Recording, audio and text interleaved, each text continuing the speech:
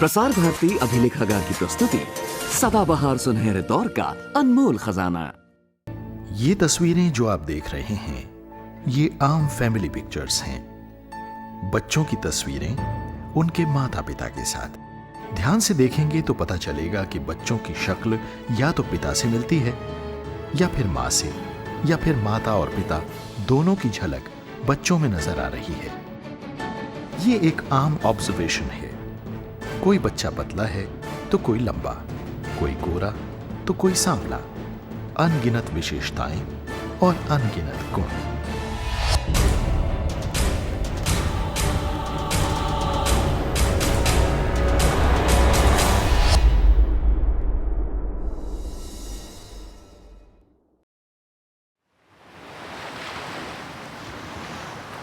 दरअसल ये कहानी आनुवंशिकता यानी हेरिडिटी की है। 19वीं शताब्दी में आनुवंशिकता को समझने की दिशा में अहम प्रयोगों की शुरुआत की गई। इन प्रयोगों के द्वारा यह समझने की कोशिश की जा रही थी कि गुण या विशेषताएं एक पीढ़ी से दूसरी पीढ़ी तक प्राकृतिक रूप से जाती हैं या फिर इसके पीछे कुछ और वजह है। सवाल यह भी था कि यह प्रक्रिया हमारे शरीर में होती कहां है। इसी दौरान एक वैज्ञानिक ऑगस्ट वाइजमैन भी इस सवाल का जवाब ढूंढने की कोशिश कर रहे थे कि क्या किसी एक पीढ़ी के प्राकृतिक गुण या विशेषता को अगली पीढ़ियों में कृत्रिम रूप से बदला जा सकता है। मिसाल के तौर पर कोई बिल्ली जिसने किसी दुर्घटना में अपनी पूंछ खो दी हो, तो क्या उसके बच्चे भी बिना पूंछ के ही पैदा हो सकते हैं। इसी से मिलती जुलती कई धारणाएं भी उस समय प्रचलित थी। जर्मनी के मशहूर वैज्ञानिक ऑगस्ट वाइजमैन ने चूहों के साथ एक दिलचस्प प्रयोग किया। प्रयोग में वाइजमैन ने एक पीढ़ी के नर और मादा चूहों की पूंछ काटी और उनका प्रजनन कराया, लेकिन वाइजमैन को अगली पीढ़ी में कोई भी चूहा बिना पूंछ का नहीं मिला। इस तरह पूंछ काटने का यह प्रयोग वाइजमैन ने चूहों की लगभग 20 पीढ़ियों तक दोहराया और इस दौरान उन्होंने तकरीबन 900 नर और मादा चूहों की पूंछ काटी, लेकिन उनको नई पीढ़ियों का एक भी चूहा बिना पूंछ वाला नहीं मिला। इस प्रयोग से यह नतीजा निकला कि शरीर पर किसी भी तरह की कृत्रिम विकृति एक पीढ़ी से दूसरी पीढ़ी में नहीं जाती। अपने कई प्रयोगों के नतीजों के आधार पर वाइजमैन ने बताया कि हमारे शरीर में मौजूद जर्म सेल्स गुण या विशेषताओं को एक पीढ़ी से दूसरी पीढ़ी तक पहुंचाने में मदद करते हैं। लेकिन सवाल यह था कि इन जर्म सेल्स में ऐसा क्या था जो किसी भी गुण को एक पीढ़ी से दूसरी पीढ़ी तक पहुंचाता था। इसी मुद्दे पर Edmund Wilson, Thomas Hunt Morgan, Oscar Hertwig, Wilhelm Roux, Theodor Boveri और वॉल्टर स्टैनबोरो सटन जैसे उस दौर के कई वैज्ञानिकों में बहस चल रही थी।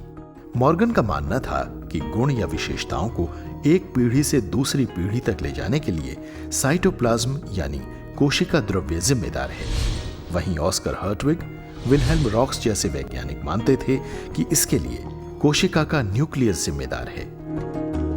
इन सभी धारणाओं और बहस के बीच शुरू हुआ एक अहम प्रयोग जिसने कई राज पर से पर्दा उठा दिया, कई गुत्थियां सुलझा दी।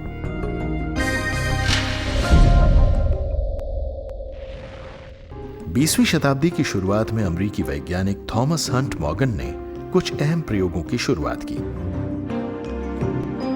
मॉर्गन अलग अलग जीवों के साथ अपने प्रयोग कर रहे थे और अपने इन्हीं प्रयोगों के दौरान क्रमिक विकास और उत्परिवर्तन यानी म्यूटेशन को समझने के लिए उन्होंने ड्रोसोफिला मेलानोगास्टर यानी फ्रूट फ्लाई या फल मक्खियों का भी इस्तेमाल किया।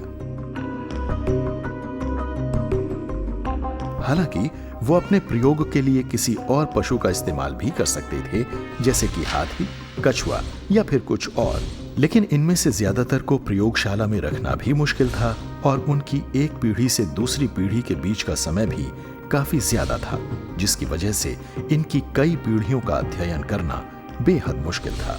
मॉर्गन ने अपने प्रयोग के लिए विशेष रूप से ड्रोसोफिला को ही अपना नमूना नहीं चुना था, लेकिन मॉर्गन के प्रयोग के बाद ये जेनेटिक्स यानी आनुवंशिकी के अध्ययन के लिए एक आदर्श नमूना साबित हुआ। इसकी सही वजहें आज हम अच्छी तरह समझ सकते हैं। सबसे पहली वजह थी प्रयोग के लिए इस मक्खी का आसानी से उपलब्ध होना। इनको बहुत आसानी से प्रयोगशाला में रखा जा सकता है और ये विशाल संख्या में संतति मक्खियां पैदा करते हैं। इसके अलावा इनकी प्रजनन क्षमता बेहद अच्छी थी। हर 12 दिन में इनकी एक नई जनरेशन यानी पीढ़ी आ जाती थी, यानी एक साल में तकरीबन 30 पीढ़ियां, जिसकी वजह से एक पीढ़ी पर किए गए प्रयोग के नतीजे कुछ ही दिनों में अगली पीढ़ी में देखे जा सकते थे। इनके क्रोमोसोम्स की संख्या कम होती है, जो कि जेनेटिक्स के अध्ययन के लिए आसान है। इन्हीं कारणों की वजह से आज भी आनुवंशिकी को पढ़ने और समझने में फ्रूट फ्लाई या फल मक्खियों का ही उपयोग किया जाता है। 1908 में कोलंबिया यूनिवर्सिटी के जूलॉजी डिपार्टमेंट में मॉर्गन ने अध्ययन शुरू किया। मॉर्गन ने अपनी प्रयोगशाला स्कैरमेरहॉर्न हॉल के रूम नंबर 613 में बनाई। 16 गुणा 23 फीट का यह फ्लाई रूम आकार में काफी छोटा था, लेकिन इस कमरे में मॉर्गन ने कुछ बेहद अहम और बड़े प्रयोगों को अंजाम दिया। मॉर्गन के प्रयोगों का ही नतीजा था कि आज ये कमरा दुनिया भर में फ्लाई रूम के नाम से ही जाना जाता है। मॉर्गन की इस लैब में कई अलमारियां थीं। उनमें उन्होंने हजारों की तादाद में फल मक्खियों को बोतलों में पनपने के लिए छोड़ दिया। इन मक्खियों की पीढ़ियों में मॉर्गन म्यूटेशन पीरियड यानी उत्परिवर्तन अवधि को समझना चाहते थे। इसी उत्परिवर्तन अवधि के जरिए मॉर्गन ये समझना चाहते थे कि कैसे म्यूटेशन से एक नई प्रजाति की उत्पत्ति होती है।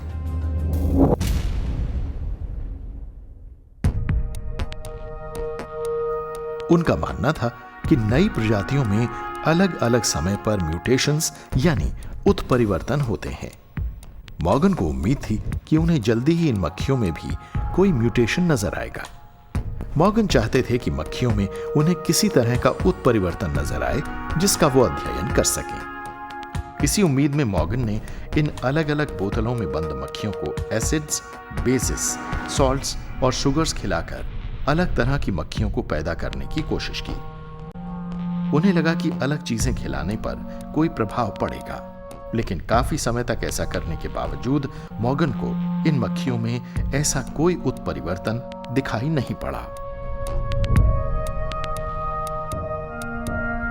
मॉर्गन के दिलो दिमाग पर इन प्रयोगों को सफल बनाने का जुनून छाया था। दिन बीतते रहे, मॉर्गन के दिन और रातें प्रयोगशाला में गुजरते रहे। इन प्रयोग और अध्ययनों के साथ हफ्ते बीते, महीने गुजरे और फिर तकरीबन 2 साल गुजर गए।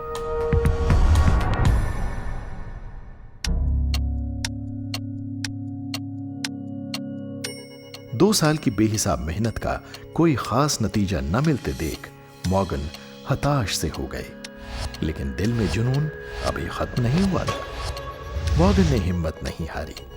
वो प्रयोग करते रहे, उनके अध्ययन जारी रहे और आखिरकार वो दिन भी आ गया जब मॉर्गन को कामयाबी मिल ही गई। मक्खियों की इस आबादी में मॉर्गन की नजर कुछ ऐसी मक्खियों पर पड़ी जिनमें उन्हें बदलाव नजर आ रहे थे। जिन मक्खियों में बदलाव नजर आए वो थे म्यूटेंट यानी उत्परिवर्ती मक्खियां, और इन उत्परिवर्ती में कुछ मक्खियां ऐसी भी थीं जिनकी आंखें बाकी सब मक्खियों से अलग थीं। पहले जहां सारी मक्खियों की आंखें लाल थीं, वहीं इन म्यूटेंट्स की आंखों का रंग सफेद था। यह बेहद चौंकाने वाला बदलाव था। मॉर्गन को यकीन था कि इस बदलाव में ही सारे सवालों के जवाब छिपे हैं। सफेद रंग की इन आंखों में छुपे थे कई राज, जिन्हें ढूंढ निकालने में मॉर्गन जुट गए। मॉर्गन के इस प्रयोग को समझने के लिए आज हम उनके प्रयोग को इस प्रयोगशाला में दोहराएंगे। अपने प्रयोग में मक्खियों की अगली पीढ़ी पैदा करने के लिए मॉर्गन ने सफेद आंखों वाली नर मक्खियों को लाल आंखों वाली मादा मक्खियों के साथ बंद कर दिया था। मॉर्गन ने पाया कि अगली पीढ़ी की सभी नर और मादा मक्खियां लाल आंखों वाली थीं। लेकिन हैरानी की बात थी कि नर मक्खियों की सफेद आंखों वाली विशेषता अगली पीढ़ी की किसी भी मक्खी में नहीं आई थी। क्या थी इसकी वजह? मक्खियों की अगली पीढ़ी पैदा करने के लिए मॉर्गन ने सफेद आंखों वाली नर मक्खियों को लाल आंखों वाली मादा मक्खियों के साथ रखने पर पाया कि अगली पीढ़ी की सभी नर और मादा मक्खियां लाल आंखों वाली थीं। इस पीढ़ी को आज हम F1 जनरेशन के नाम से जानते हैं। सवाल यह था कि नर मक्खियों की सफेद आंखों वाली विशेषता अगली पीढ़ी की किसी भी मक्खी में क्यों नहीं आई थी।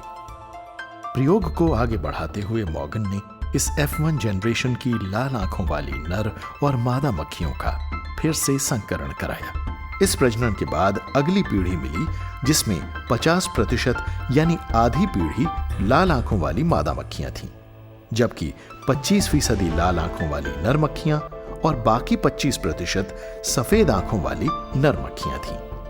इस पीढ़ी को आज हम F2 जनरेशन यानी दूसरी पीढ़ी के नाम से जानते हैं। इस तरह से निष्कर्ष ये निकला कि 75% मक्खियां लाल आंखों वाली थीं और सिर्फ 25% मक्खियां सफेद आंखों वाली थीं। एक और खास बात यह थी कि जितनी भी मादा मक्खियां थीं, उन सब की आंखों का रंग लाल था और जितनी भी सफेद आंखों वाली मक्खियां थीं, वो सभी नर थीं। मॉर्गन हैरान थे कि ये सफेद आंखों वाली विशेषता सिर्फ नर मक्खियों में ही क्यों नजर आ रही है। इस प्रयोग को मॉर्गन ने और आगे बढ़ाया। इस बार उन्होंने लाल आंखों वाली नर मक्खियों को सफेद आंखों वाली मादा मक्खियों के साथ संकरण कराया। इस प्रजनन से जो पीढ़ी मिली उसमें सभी मादा मक्खियां लाल आंखों वाली थीं और सभी नर मक्खियां सफेद आंखों वाली थीं। साथ ही नर और मादा मक्खियों का अनुपात 50-50% था। नतीजे आते देख मॉर्गन ने F1 जनरेशन में मिली मक्खियों का एक बार फिर से प्रजनन कराया। इस बार जो पीढ़ी यानी F2 सामने आई उसमें 25% लाल आंखों वाली नर मक्खियां, 25% लाल आंखों वाली मादा मक्खियां और 25% सफेद आंखों वाली नर और मादा मक्खियां भी थीं।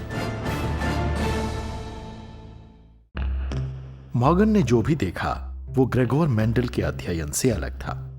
मेंडल ने लंबे और बौने मटर के पौधों का संकरण कराया था और उनको अगली पीढ़ी यानी F1 जनरेशन में सभी मटर के पौधे लंबे मिले थे। जब मेंडल ने बौने नर मटर के पौधों को लंबे मादा मटर के पौधों के साथ संकरण कराया, तब मेंडल ने पाया कि अगली पीढ़ी में सभी पौधे लंबे हैं, यानी पौधे लंबे हों या बौने, इनके संकरण से बनी पीढ़ी में सभी पौधे लंबे थे, जो कि मॉर्गन के अध्ययन से अलग थे। जबकि मॉर्गन ने पाया कि अगर लाल आंखों वाली मादा मक्खी को सफेद आंखों वाली नर मक्खी के साथ संकरण कराया गया तो पूरी F1 जनरेशन लाल आंखों वाली मक्खियां थीं।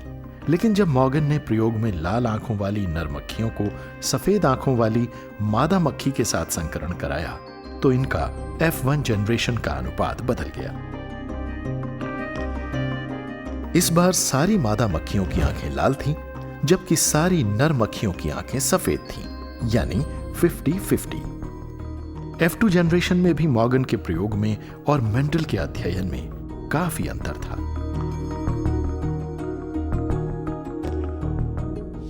अमेरिकी वैज्ञानिक नेटी स्टीवंस ने अपने प्रयोगों के आधार पर यह साबित किया था कि ड्रोसोफिला में 4 जोड़ी क्रोमोसोम पाए जाते हैं।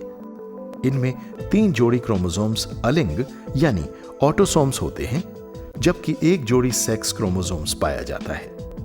मादा में 3 जोड़ी ऑटोसोम्स के साथ साथ 1 जोड़ी एक्स क्रोमोसोम्स पाए जाते हैं, जबकि नर में भी ऑटोसोम्स के साथ साथ 1 जोड़ी सेक्स क्रोमोसोम्स पाए जाते हैं, जिसको एक्स और वाई क्रोमोसोम्स कहते हैं।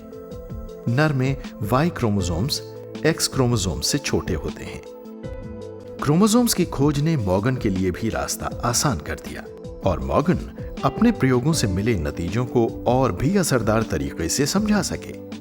मॉर्गन ने बताया कि लाल आंखों वाली विशेषता एक्स क्रोमोसोम पर पाई जाती है। सफेद आंखों वाले नर और लाल आंखों वाली मादा मक्खियों के प्रजनन के बाद जो पीढ़ी सामने आई उनमें सबकी आंखें लाल थीं, यानी लाल आंखों वाला फैक्टर प्रभावी या डोमिनेंट था, जबकि सफेद आंखों वाला फैक्टर अप्रभावी यानी रिसेसिव था। यही वजह थी कि नर और मादा सभी मक्खियों की आंखें इस पीढ़ी में लाल पाई गईं। लेकिन ये होता कैसे है, आइए इसको समझें। हम सफेद आंखों वाली मक्खियों में सफेद आंखों वाली विशेषता या फैक्टर को छोटे w से और लाल आंखों वाली मक्खियों में लाल आंखों वाले फैक्टर को बड़े यानी कैपिटल W कहेंगे। अगर मॉर्गन ने सफेद आंखों वाली नर मक्खियों का युग्मन लाल आंखों वाली मादा मक्खियों के साथ कराया तो अगली पीढ़ी में क्या सामने आएगा? क्योंकि नर मक्खियों में होते हैं XY सेक्स क्रोमोसोम्स और सफेद आंखों वाले फैक्टर को हम दर्शा रहे हैं छोटे w से, इसलिए सफेद आंखों वाली नर मक्खियों के क्रोमोसोम्स को हम X छोटा w Y से दर्शाएंगे।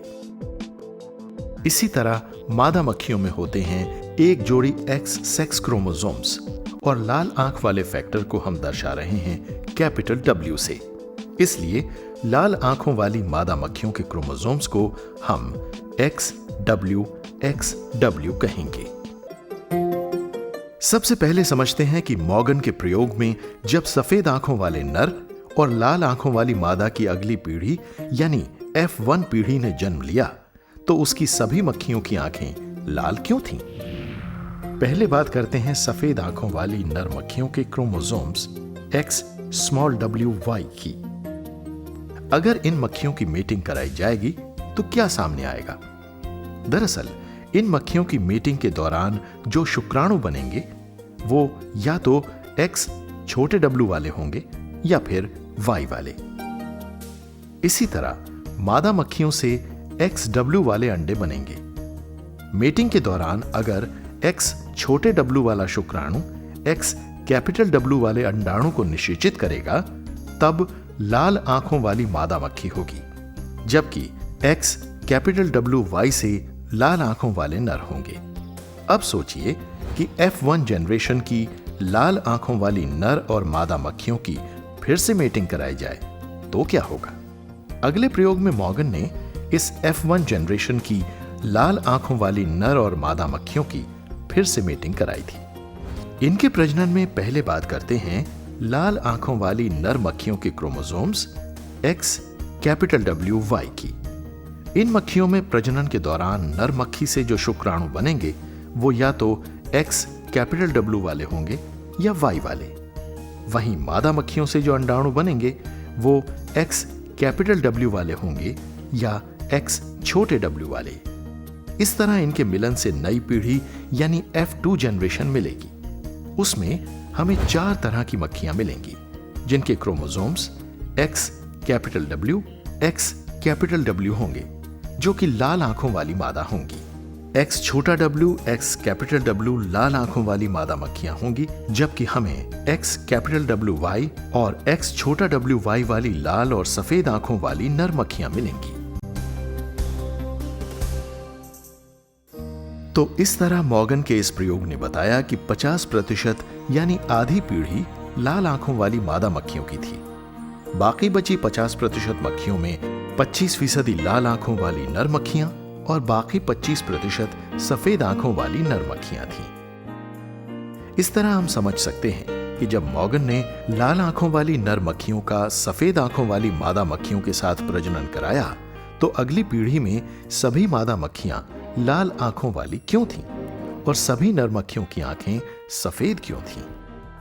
पहले बात करते हैं लाल आंखों वाली नर मक्खियों के chromosomes X capital W Y की। इन मक्खियों के युग्मन के बाद जो शुक्राणु बनेंगे वो या तो X कैपिटल W वाले होंगे या फिर Y वाले।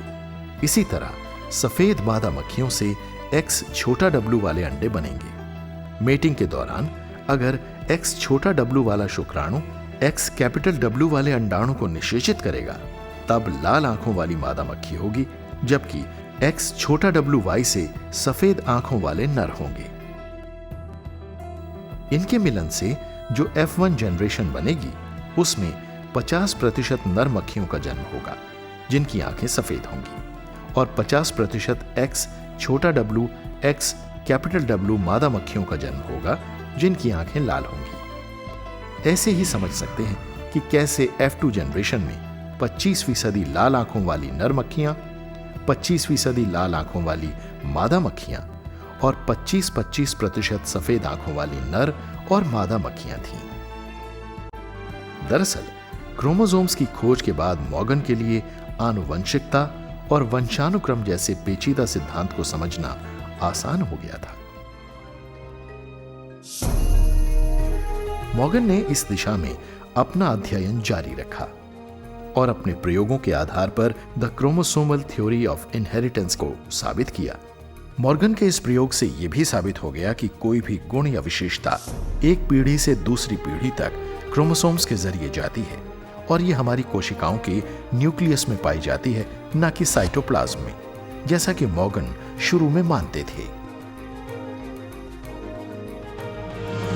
मॉर्गन की कोशिशों और प्रयोगों का ही नतीजा है कि आज ये समझना मुमकिन हो पाया है कि कोई बीमारी माता पिता से संतान तक कैसे पहुंचती है या किसी खतरनाक बीमारी की जीन्स कौन सी हैं। जेनेटिक्स या आनुवंशिकी को समझने का मॉर्गन का यह सिर्फ पहला कदम था। इस ऐतिहासिक खोज के लिए थॉमस हंट मॉर्गन को 1933 में नोबेल प्राइज इन फिजियोलॉजी से नवाजा गया था।